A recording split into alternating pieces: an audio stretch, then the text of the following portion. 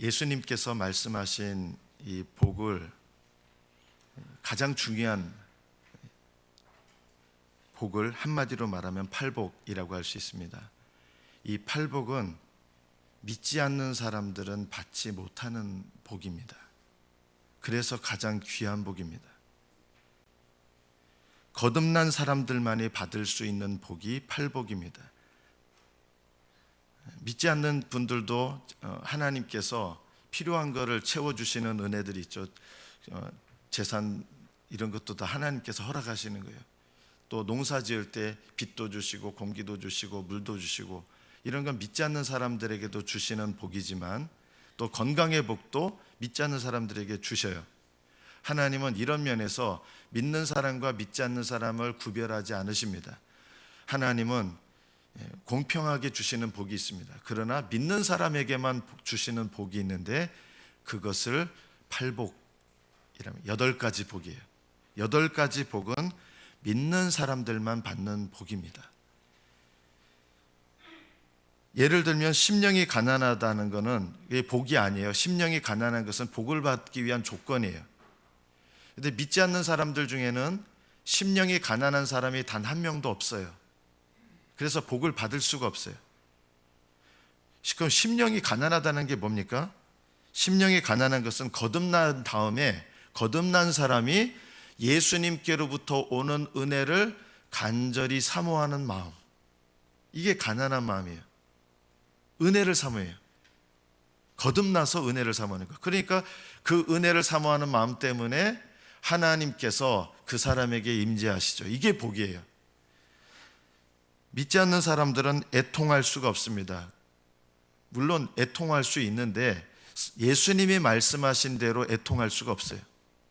그냥 막 슬퍼하는 게 애통하는 걸 말하는 게 아니라 예수님이 말씀하신 애통이라고 하는 것은 거듭난 사람이 주님께서 내게 깨닫는 마음 주셔서 죄를 깨닫고 슬퍼하고 그 죄를 깨달아서 주님 앞에 나가려고 하는 그런 슬퍼함이에요. 애통함이에요. 그러니까 믿지 않는 사람들은 일반적인 슬픔은 가질 수 있는데 애통하는 마음을 가질 수가 없죠. 온유한 마음도 믿지 않는 사람은 가질 수가 없어요. 믿지 않는 분들 중에도 물론 온유하신 분들이 있어요. 그걸 말하는 게 아니라 온유하다는 게 뭐냐면 내 삶 속에서 일어나는 모든 일들을 하나님께서 허락하신 일로 여기고 주님께서 인도하시는 방향으로 그 사건들 속에서 내가 고분고분하게 주님을 따르는 거예요. 온유하다는 것은 믿지 않는 사람은 그래서 온유한 게 뭔지를 몰라요. 온유하신 분들도 계시지만 성경이 말하는 온유함은 내게 허락하신 사건을 하나님께서 주신 사건으로 여기고 그 사건 속에서 하나님이 나에게 원하시는 방향대로 이리로 이끌어 가시면 이리로 가고 저리로 이끌어 가시면 저리로 가고, 이것이 바로 온유함입니다. 온유한 자는 땅을 받습니다. 영적 지경을 넓혀주신다는 거예요. 의에 줄이고 목마른 것은 주님의 뜻을 간절히 알기 원하고 주님의 뜻대로 순종하기를 사모하는 마음이에요. 이게 의에 줄이고 목마른 마음이에요. 그래서 거듭나지 않은 사람, 불신자들은 이 의에 줄이고 목마른 마음을 가질 수가 없고, 의에 배부르다고 하는 것은 주님께서 그런 마음을 가진 사람에게 순종하도록 역사하시고 결국은 그 순종의 기쁨이라는 것을 알게 돼요. 근데 오늘 본문은 이제 5번째잖아요. 근데 이 팔복은 크게 10계명도 하나님께 향한 계명과 사람에게 향한 계명이 있는 것처럼 팔복은 어떤 의미에서 보면 이 10계명의 완성이에요. 앞에 나오는 조건들이 10계명의 완성이에요. 하나님 앞에 4가지는 하나님을 향한 보통 조건이라면 나머지 뒤에 4가지는 사람들을 향한 조건이에요. 사람들을 향해서 여러분들이 어떤 반응을 하느냐, 그 중에 첫 번째 나오는 것이 긍휼히 여기는 자는 복이 있나니 그들이 긍휼히 여김을 받을 것이며, 여러분이 다른 사람에게 긍휼히 여기는가, 이것이 여러분이 하나님께로부터 긍휼히 여김을 받는 것에 대한 조건이 되는 거예요. 하나님께서 여러분을 긍휼히 여기시는 이 복을 받는 게 얼마나 중요한 복인지 몰라요. 그런데 이 복을 받으려면 여러분이 해야 되는 조건이 있어요. 다른 사람을 긍휼히 여겨야 된다는 것입니다. 다른 사람들은, 믿지 않는 분들은 긍휼히 여길 수가 없어요. 이게 불쌍히 여기는 게 아니라 예수님이 말씀하신 긍휼히 여긴다는 것은 무슨 뜻이냐면, 거듭난 마음을 가진 사람이 하나님께서 내게 긍휼을 베푸셔서 먼저 십자가의 긍휼을 베푸시고 그 은혜를 깨닫게 하셔서 그 십자가의 은혜 때문에 다른 사람을 보는 관점이 바뀌는 거예요. 십자가의 은혜 때문에 다른 사람들을 대하는 게 바뀌는 거예요. 어떻게 바뀌어요? 긍휼히 여겨야 돼요. 불쌍히 여기는 것과 긍휼히 여기는 것은 좀 차이가 있습니다. 저는 우리 성경에 긍휼히 여기는 자는 복이 있나니 이렇게 번역이 되어 있는데, 저는 더 정확한 번역은 긍휼을 베푸는 자는 복이 있나니 이렇게 하는 게 원문에 더 가깝다고 생각이 돼요. 긍휼히 여기는 것과 긍휼을 베푸는 것은 좀 차이가 있잖아요. 긍휼히 여기는 거는 생각하는 거잖아요. 아, 불쌍해. 십자가의 은혜를 받았지만 아, 불쌍해 하는데 그거는 긍휼이 아니에요. 긍휼은 다른 사람을 불쌍히 여기는 걸 말하는 게 아니라 불쌍히 여겨서 행동하는 게 긍휼이에요. 이해가 되십니까? 예를 들면 어떤 사람이 며칠을 굶어서 배가 한 3일 동안 굶어가지고 쫄쫄 굶었어요. 그러면 피골이 상접해가지고 아유 불쌍해라 이렇게 느낄 수 있어요. 이거는 긍휼이 아니에요. 이거는 불쌍히 여기는 거예요. 그런데 긍휼은 뭐냐? 아이고 배고프구나, 배고파서 저렇게 피골이 상접했구나, 불쌍한 마음이 들어서 뭘 해요? 그 사람한테 뭘 갖다 줘요? 먹을 걸 갖다 줘요. 이게 긍휼이에요. 그 사람을 불쌍히 여기기는 하는데 그 사람에게 정말 필요한 거는 불쌍히 여김 받는 게 아니잖아요. 지금 배고픈 사람에게 진짜 필요한 거는 아이고 불쌍해라, 아이고 불쌍해라 이렇게 여겨주는 게 도움 됩니까? 어떻게 보면 약 올리는 것 같잖아요. 정말 배가 고파서 내가 필요한 건 밥이 필요한 사람한테 아이고 배가 고프시겠어요, 이거는 그냥 불쌍히 여기는 걸지는 몰라도 긍휼은 아닙니다. 긍휼은 그 사람에게 필요한 밥을 갖다 주는 게 긍휼이에요. 그래서 불쌍히 여기는 마음을 행동으로 옮길 때 그것이 바로 성경이 말하는 긍휼입니다.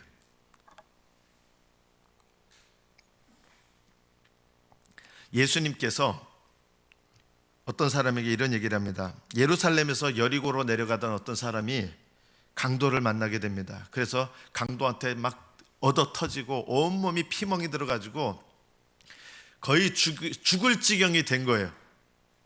아마 신음소리가 났는지 모르겠어요. 길 옆에다 이렇게 버리고 갔는데 강도들이, 제사장이 지나가게 됩니다. 지나가다 이렇게 봤는데 아이고 불쌍해라. 근데 내가, 제사장은 죽은 사람 만지면은 나는 부정해진다고 생각할 수 있잖아요. 잘못 생각한 거지만 이 사람을 내가 도와준다고 만지다가 이 사람이 죽어버리면 내가 시체를 만져서 내가 부정하게 됐잖아. 그래서 거의 이거 내가 만지다가 죽겠는걸? 그래서 하면서 아유 하나님 불쌍히 여겨주세요 하고 휙 지나가는 거예요. 자, 긍휼을 베풀었습니까? 베풀지 않았습니까? 긍휼을 베풀지 않은 거예요. 그 다음에 또 한 사람이 지나갑니다. 레위인이에요. 레위인은 제사장을 돕는 특별한 족속이죠. 12지파 중에. 이 레위인은 요즘으로 말하면 이 제사장은 좀 어떻게 보면 목사님하고 비슷하고, 레위인은 요즘 이제 중직들하고 비슷해요. 지나가다가 봤어요. 신우생 거의 죽을 찌게 된 거예요. 아이고 강도를 만났구나. 아이고 불쌍해라. 아이고 불쌍해라. 아이고 불쌍해라. 아이고 하면서 지나가 버린 거예요. 왜냐하면 이 사람을 도와주는 게 너무 이거 죽어가는 사람 내가 도와줬다가는 어떻게 될지 모르잖아요. 여러분 이런 경우 없습니까? 저도 이거 전에 한번 얘기했습니다. 제가 한두 번. 저 이런 경우 있었어요. 중국에 단기 선교를 갔다가 밤에 모임을 하고 밤 10시쯤 돌아오게 됐습니다. 중국은 그 당시에는 이제 발전이 안 된 때예요. 1996년도니까 깜깜해요. 근데 이제 자전거를 타고 오는데 다리 밑에서 뭐가 이렇게 꾸물렁 움직이는 게 보이는 거예요. 그게 동물은 아닐 테고, 그 당시에 이제 그런 일들이 있었으니까 누군가 강도 칼침을 맞고 죽지는 않은 상태에서 지금 몸을 비틀고 있구나. 그러니까 여러 가지 걱정이 몰려오는 거예요. 그 사람을 병원으로 데려가야 되는데, 저는 사실은 뭐 대단한 사람은 아니었지만 단기 선교사 자격으로 해서 또 이 경찰한테 갔다가 내가 저가 어디 있는지 이거 다 하다 보면 저는 문제가 없는데 선교사님들 이게 쉬운 말로 말 털리게 되잖아요. 그것도 걱정되고, 저는 1년 먹고 자는 식비하고 학비하고 다 합해가지고 400만 원 예산으로 가지고 왔는데, 저 사람을 도와줬다가는 이 예산 다 쓰고 끝나겠다 이 생각을 하고 지나치고 싶은 거예요. 정말 속마음이 그런 여러 가지 생각이 들면서 지나치고 싶은 거예요. 그런데 마음에 찔림이 오죠. 사람이 죽을 지경이 됐는데 내가 이렇게 지나칠 수 있는가? 부담이 되더라고요. 정말 선교사님들한테 누를 끼칠 수 있고, 내가 이거 병원에 데려갔다가는 돈 다 내가 지불해야 되고 귀국을 해야 될 일도 생길 수 있다. 마귀가 어떻게 보면 그런 생각을 넣어주는 거죠. 그런데 양심에 찔려서 그 다리 밑에 갔어요. 겨울이었습니다. 아주 추운 때였습니다. 아니나 다를까 거기 우리나라 옛날 70, 60kg짜리 정부미 같은 거 이렇게 넣는 거 있잖아요. 그런 건데 거기에 뭐가 들어가지고 사람 모양이에요. 그래서 꾸물렁 하고 있는 거예요. 그래서 이거 분명히 누가 찌르고 이 푸대에다 넣어서 여기다 갖다 버렸구나. 그런데 아직 죽지 않았구나. 이런 생각을 하고 그 입구를 그 밤에 아무도 없어요. 깜깜한데 입구를 여는데요. 머리가 확 나온 거예요. 얼마나 놀랬겠습니까? 머리가 그 정부미 입구 밖으로 나오면서 쉐야? 중국 말이죠. 누구냐고. 쉐야? 안 죽은 거예요. 그 사람이 누구냐면 뭐 칼 맞은 게 아니라 거지예요. 가난한, 중국은 그 당시 가난한 사람들인데 그 겨울에 그 정부미 포대 같은 데 들어가가지고 추워서 거기서 자려고 하는데 너무 추우니까 잠을 이루지 못하고 그래서 꾸물꾸물하고 있는 거예요. 그래서 다행이다, 죽지 않았구나. 샤오신바, 조심하라고. 샤오신바 하고 저는 이제 다시 갈라 그랬어요. 갈라 그랬더니 마음속에 하나님께서 갑자기 왜 공교롭게 그 말씀이 생각나게 하셨는지, 옷 2벌 있는 자는 1벌을 주며, 제가 파카를 입고 있었는데 파카가 2개였거든요. 진짜 왜 공교롭게 그게 생각나가지고, 그래서 이건 하나님께서 주라고 하시는구나. 그 자리에서 파카를 가지고 있는 건 완전 후줄근한 것밖에 없고 지금 있는 건 좋은 건데 그래도 이거는 불순종했다가는 하나님한테 혼나겠다. 파카를 벗어 줬습니다. 한국 메이드 인 코리아. 그런데 하나님께서 저를 시험하신 거예요. 이게 좀 잘한 것 같죠. 이게 긍휼이에요. 그 사람에게 필요한 거를 주는 거, 그 사람에게 필요한 행동을 해주는 거, 이게 긍휼이에요. 그 다음날 하나님께서 저의 믿음을 시험하셨던 것 같아요. 선교사님께서 파카를 받았다고 파카를 주시는데 제가 갖고 있던 것보다 더 좋은 파카예요. 슬레진저 메이커 있는 거. 제가 어제 파카를 누구 줬습니다. 그걸 제가 받은 거예요. 그래서 하나님께서 그때 이제 제가 하나님께서 훈련시키시고 가르쳐 주신 게 있어요.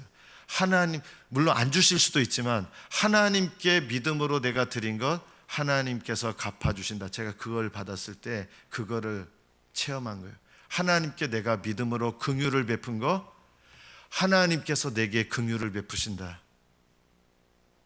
하나님께서 우리에게 긍휼을 베풀기를 원하시는데, 하나님이 그냥 불쌍히 여기시는 게 아니라 나에게 필요한 행동을 하시길 원하세요. 그런데 먼저 어떻게 하시냐? 내가 다른 사람한테 긍휼을 베푸는가, 그거를 시험하실 때가 있는 거예요. 구제는 물질로 다른 사람의 필요를 채워주는 거라면, 긍휼은 그걸 넘어서서 그 사람에게 필요한 행동, 그 사람에게 필요한 말, 그 사람에게 필요한 은혜를 나누는 것, 이게 긍휼입니다. 더 넓은 의미예요. 구제는 물질로 그 사람을 돕는 거라면, 긍휼은 은혜를 나누는 거예요. 하나님께서 내게 주신 은혜를. 그래서 긍휼은 불신자는 긍휼을 나타낼 수가 없어요. 하나님께서 내게 주신 은혜를, 또는 하나님께서 내게 베풀어 주신 긍휼함을 다른 사람에게 나눠주는 것, 이것이 긍휼입니다. 그러면 하나님께서 나는 너에게 이미 긍휼을 베풀었는데 다른 사람에게 긍휼을 나타내는 걸 보시고 또 다른 긍휼을 나에게 베풀어 주시는 거예요.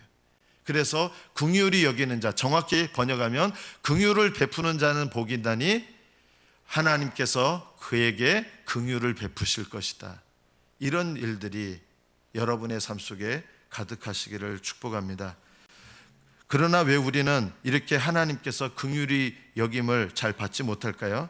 다른 사람을 바라보는 시선이 첫째 잘못되어 있기 때문입니다. 먼저 시선이 어떻게 바뀌어야 돼요?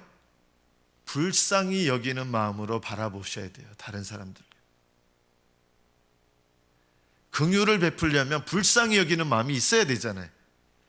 그래서 다른 사람들을 이렇게 바라보셔야 됩니다. 첫째, 긍휼히 여긴, 불쌍히 여기는 마음으로 다른 사람을, 에이그 불쌍히, 이런 게 아니라 정말 마음에서 우러나는 불쌍한 마음. 여러분, 믿지 않는 가족들, 다음 주 우리 전도잔치 하지만 믿지 않는 가족들, 내가 그 영혼이 어떻게 될지를 정말 안다 그러면 하늘나라가 아주 마음이 편할까요? 아유, 지긋지긋한 남편 같으니라고 이렇게 했을지 모르지만 나는 하늘나라 갔고 남편은 하늘나라 못 갔어요. 그거 보면서 여러분 마음이 편할까요? 아유, 지긋지긋한 남편 안 봐서 좋다. 하늘나라는 그런 나라일까요? 아니잖아요.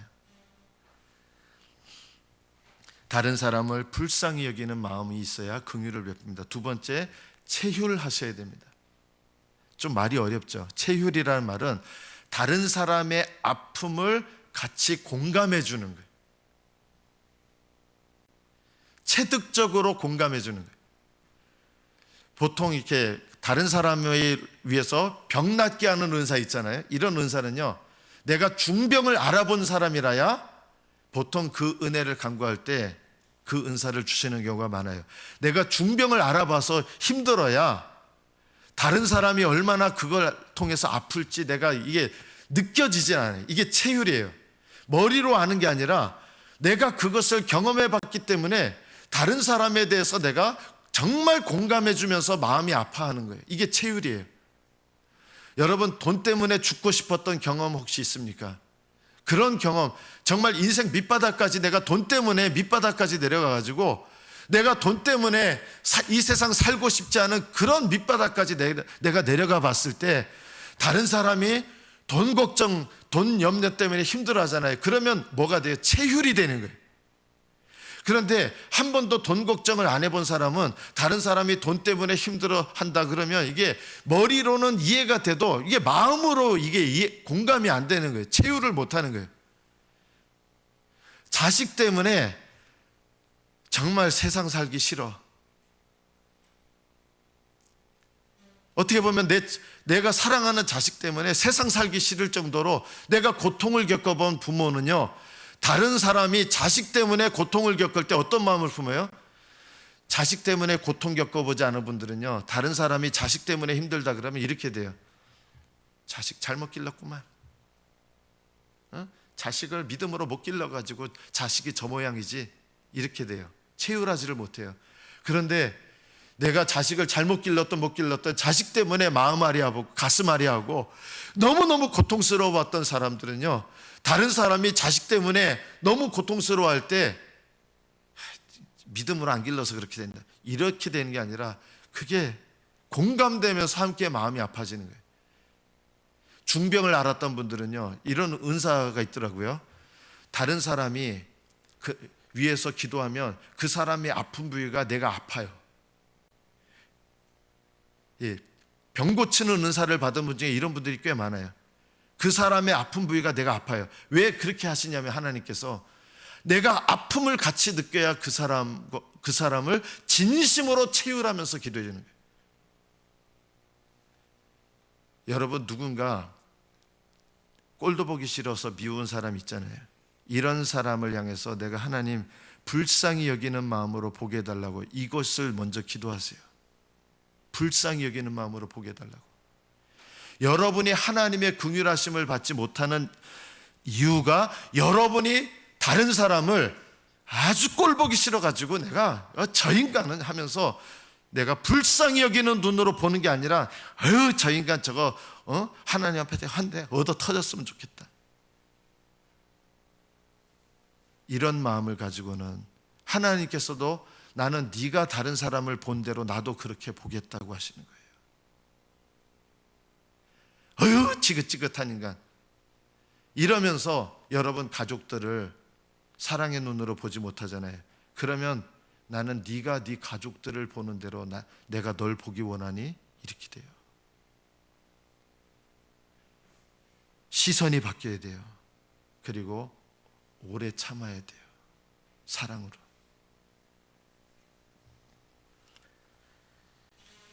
여러분이 다른 사람을 불쌍히 여기고 긍휼히 여기고 긍휼을 베푸는 거예요. 그리고 채울함이 없으면 하나님께 이것을 부탁드릴 수가 없습니다. 뭘 부탁드릴 수 없을까요? 공의를 행해 달라고 부탁드릴 수가 없습니다. 하나님은 의로우신 하나님이기 때문에 하나님 저 사람에게 공의를 베풀어서 좀 혼내주세요, 이렇게 할 수 있는데요, 그런 기도는 대부분 응답이 안 돼요. 하나님의 공의에 의지할 수 있으려면 여러분이 먼저 하셔야 될 게 있어요. 다른 사람을 불쌍히 여기고 긍휼을 베푸는 것, 그리고 다른 사람의 고난과 어려움에 대해서 채울하는 것, 그리고 그 사람에 대해서 오래 참을 때 내가 이런 믿음이 있을 때 하나님의 공의에 부탁할 수 있습니다. 이것을 꼭 배우십시오. 왜 하나님은 우리에게 긍휼을 베풀지 않으십니까? 하나님은 회개하지 않는 사람에게 긍휼을 베푸실 수가 없는 거예요. 회개하는 사람은요, 불쌍히 여기세요. 아무리 큰 죄를 지었어도 진정으로 회개한다면, 여러분 진정으로 회개하면요 겸손해져요. 어떤 죄든 여러분이 진정으로 회개할 때는 증거는 두 가지예요. 그 죄를 더 이상 안 저질러요. 이게 회개한 증거고요. 또 하나가 있는데 그 죄를 회개함을 통해서 겸손해져요. 그 죄를 더 이상 짓지 않는 것, 그리고 그 죄로 내가 지은 죄로 인해서 겸손해지는 것, 이게 회개거든요. 이런 회개를 보시고 하나님은 그 사람을 긍휼을 베풀으셔서 죄를 용서하시고 회복시키시고 하나님께서 그 영혼을 사랑하셔서 예비하신 많은 은혜를 긍휼함으로 베풀어 주시는 거예요. 나는 왜 하나님의 긍휼하심을 잘 경험하지 못할까요? 여러분 가장 가까이 있는 사람 중에 누군가를 여러분 미워하는 시선으로 보고 있지 않는지, 긍휼을 베풀어야 될 사람에게 내가 그 사람을 아주 그냥 너무 미워가지고 그 사람에 대해서 내가 정죄하는 마음으로 쳐다보고 있지 않는지, 이것을 내가 살펴볼 필요가 있습니다.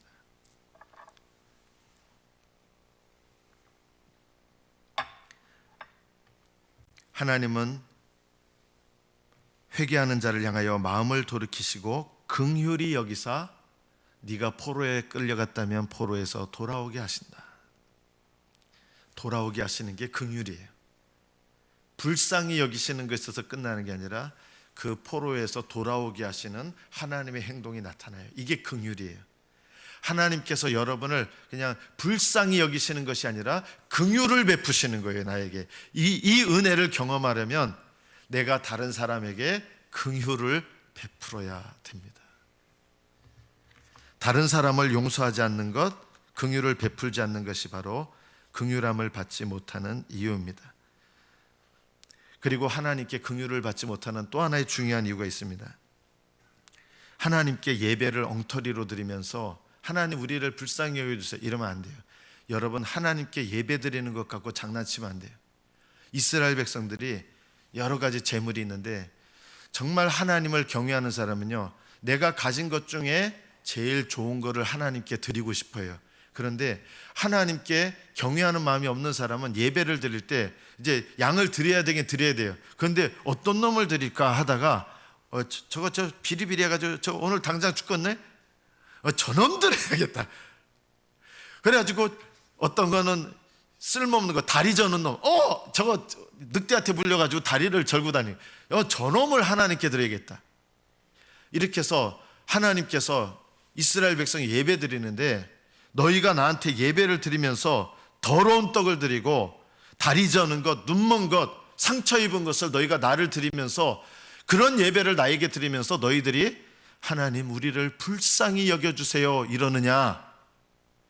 하나님은 그런 불쌍히 여겨달라는 말을 들으시지만 그런 얘기를 안 들으시는 이유가 뭐냐면, 하나님께 예배를 이렇게 엉터리로 드리면서 불쌍히 여겨주세요, 그런 말은 진정한 말이 아니다라는 거예요.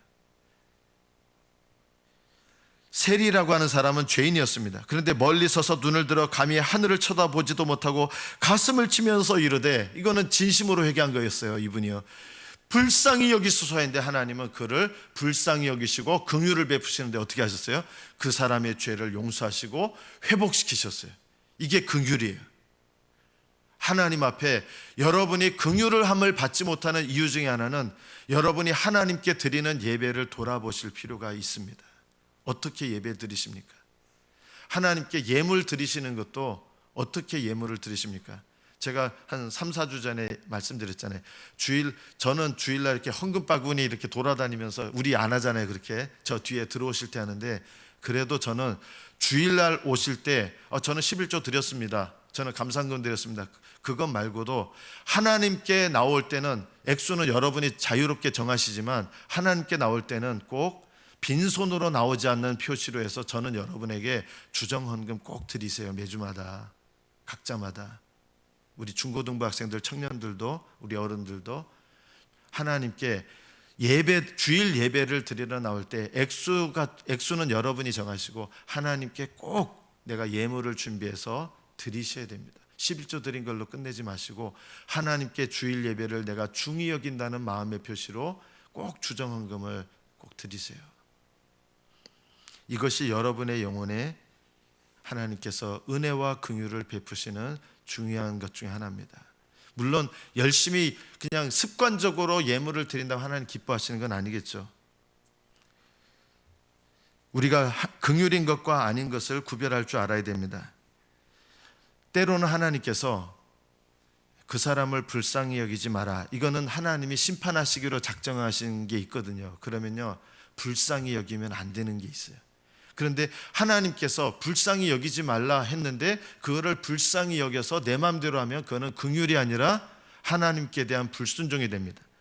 사울 임금은 아말렉 족속을 진멸하라고 하나님이 명령하셨는데 아각 왕을 살려주세요 하니까 아주 자기가 자비로운 임금인 것처럼 아각 왕을 살려줬어요. 그런데 사무엘이 이걸 책망을 합니다. 하나님께서 멸하라고 하신 자를 왜 당신이 살려줬습니까? 당신이 이것 때문에 하나님께서 당신을 내치셨습니다고 하는 거예요. 그리고 사무엘은 사랑이 많은 분인데도 어떻게 하셨어요? 사랑이 많은 분인데 아각을 사무엘이 죽입니다. 하나님께서 멸하기로, 심판하시기로 작정한 것에 대해서 우리가 은혜를, 긍휼을 베풀려고 하는 건 이건 긍휼이 아니라 온정적인 것입니다. 이런 것은 안 돼요. 또 엄하게 해야 될 때는 엄하게 해야 되는데 엄하게 할 때는 오히려 긍휼을 베풀려고 그러고, 긍휼을 베풀어야 될 때는 의를 행하려고 그러고, 이게 바뀐 거잖아요.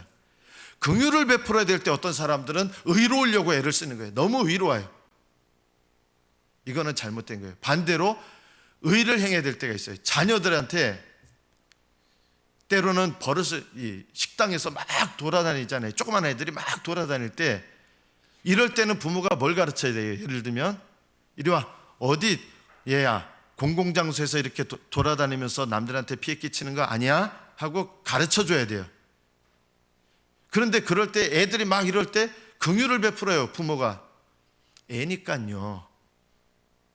그러니까 애들이 버릇 없어지는 거죠. 그러면요, 그거는 긍휼을 베풀 때가 아니라 하나님의 공의를 나타내야 될 때예요. 버릇 없는 것을 가르쳐 줘야 돼요. 너 이렇게 말하면 안 돼, 이렇게 행동하면 안 돼. 이런 거 공의를 베풀어야 될 때 공의를 베풀고, 긍휼을 베풀어야 될 때 긍휼을 베풀어야 됩니다. 여러분이 이것을 잘 구별하셔서, 여러분이 대부분 미워하는 사람들은 공의를 베풀어야 될 사람들이 아니라 다른 사람을 향해서 하나님께서 우리에게 먼저 훈련하시는 것은 불쌍히 여기고 긍휼을 베풀고 체휼하고 오래 참아주는 것, 이것을 먼저 해야 이런 사람이 하나님의 뜻을 따라 하나님의 공의에 부탁할 수 있습니다. 그리고 자기 스스로 불쌍히 여기지 마십시오. 나를 불쌍히 여기는 걸 뭐라 그래요? 자기 연민이라 그러죠. 이거는 긍휼이 아니에요. 자기 연민은 버리십시오. 자기 연민은 회개해야 됩니다. 하나님은 이스라엘 백성이 하나님을 등지고 우상 숭배에 빠져도 너무 불쌍히 여기신 거예요. 에브라임이여 내가 어찌 너를 놓겠느냐, 이스라엘이여 내가 어찌 너를 버리겠느냐, 내가 어찌 너를 아드마같이 놓겠느냐. 소돔과 고모라 멸망할 때 함께 멸망한 도시거든요. 그들 백성들을 내가 심판한 것처럼 내가 어떻게 너희들을 심판하겠느냐. 하나님의 백성이기 때문에 그래요. 이렇게 말씀하세요. 내 마음이 내 속에서 돌이켜 나의 긍휼이 온전히 불붙는 듯하도다. 이스라엘 백성을 향해서 내 긍휼이 불붙는 듯하다. 내 마음이 속이 뒤집어진다. 하나님께서 사랑하시는 이스라엘 백성이 우상 숭배로 돌아오지 않으니까 내 속이 뒤집혀지고 내 긍휼이 불붙는 듯하다. 성도 여러분, 여러분이 다른 사람에게 긍휼을 베푸는 것 중에 하나가 바로 뭐냐면 중보기도 하는 것입니다. 중보기도 할 때 어떻게 하셔야 됩니까? 그냥 그 사람을 위해서 기도합니다라고 하는 게 중보기도가 아니에요. 오늘 꼭 기억하세요. 다른 사람을 위하여 여러분이 중보기도 하실 때 꼭 이 마음을 가지셔야 돼요. 그 사람을 긍휼히 여기고 체휼하면서 중보기도 하셔야 돼요. 어떻게 하십니까? 미워하는 마음을 가지시면 안 돼요. 여기 남편들도 계시고 아내들도 계신데 제가 주중에 새벽기도 때도 말씀드렸어요. 하나님, 우리 남편 이거 너무너무 변화가 안 됩니다. 남편 좀 바꿔주세요. 이런 건 중보기도가 아니에요. 남편이 아내를 향해서 하나님, 우리 아내가 참 성질이 더럽습니다. 저 성질 좀 고쳐주세요. 이거 중보기도 아니에요. 이거는요, 중보기도가 아니라 그 사람을 향한 나의 불평을 중보기도의 모양으로 쏟아낸 것밖에 아니에요. 이건 중보기도가 아니에요. 중보기도는 뭐예요? 그 사람의 죄를 내가 짐지면서 기도하는 게 중보기도고요. 여러분, 예를 들어 담임 목사님을 위해서 중보기도 하려면 어떻게 돼요? 그렇지 않기를 바라죠. 우리 목사님 설교가 너무 은혜가 안 됩니다. 하나님, 제발 우리 목사님 설교가 은혜되게 해주세요. 이거 전혀 중보기도가 아니에요. 중보기도를 하려면 어떻게 하셔야 돼요? 목사님이 어떤 것에 대해서 무거운 짐을 느끼고 있는가, 목사님의 입장에서 느끼는 그 짐을 내가 기도를 통해서 그 짐을 같은 마음으로 함께 짊어져 주는 것, 이게 바로 중보기도입니다. 중보기도는 그 사람의 짐을 지는 거예요. 자녀들이 죄를 범했어요. 정말 속상하게 만들어요. 자녀가 나를 속상하게 만들어요. 그래서 하나님 앞에 이놈의 자식 때문에 제가 속상합니다. 이거는 하나님께 원망과 불평을 쏟아놓는 거지 자식을 위한 기도가 아니에요. 어떻게 돼요? 그 자식의 잘못과 그거를 누가 뒤집어 써야 돼요? 부모가 뒤집어 쓰고 하나님, 이것이 나의 죄입니다 라고 하나님 앞에 그 자녀의 잘못과 짐을 내 짐으로 여기면서, 이게 느껴져야 돼요. 그 짐을 내 짐으로 여기면서 하나님 앞에 내 기도로 드릴 때, 이게 자녀를 위한 중보기도가 돼요. 남편을 위해서 기도할 때 남편 바꿔달라고 기도해 보십시오. 바뀌나? 맨날 하나님 앞에 올라와서 남편을 위해서 많이 기도했습니다 했는데 올라온 거 보니까 하나도 안 올라와 있어요. 다 불평밖에 안 한 거예요. 남편 바꿔달라고, 남편 바꿔달라고, 남편 바꿔주세요, 고쳐주세요. 네 남편이 안 바뀌니 딴 남편으로 바꿔주랴? 이럴까요? 남편 바꿔달라는 기도 하지 마세요, 제발. 아내 바꿔달라는 기도하지 마세요. 이건 중보 기도가 아니에요. 그 사람의 잘못된 짐을 내가 짊어지고 그 짐을 내가 느끼면서 그걸 위해서 기도해야 중보 기도가 되는 거예요. 이게 바로 긍휼을 베푸는 겁니다. 마지막으로 여러분이 중보 기도도 긍휼을 베푸는 것 중에 하나지만 다음 주를 기억하십시오. 전도는 그 사람의 영혼을 불쌍히 여기면서 우리가 그 사람에게 가장 필요한 게 뭡니까? 복음이잖아요. 예수님을 안 믿는 사람에게 가장 필요한 것은 예수 그리스도시거든요. 복음이거든요. 그 복음을 전해주는 것이 긍휼입니다. 그렇지 않으면서 아유 저 사람 안 믿고 지옥 가겠네, 이거는요 불쌍히 여기는 게 아니라 잔인한 겁니다. 긍휼한 게 아니라 잔인한 것입니다. 여러분 가족들에게 복음 전하지 않는 건요, 우리 남편 저러다가 지옥 갈 텐데 이러면서 복음 전하지 않아요.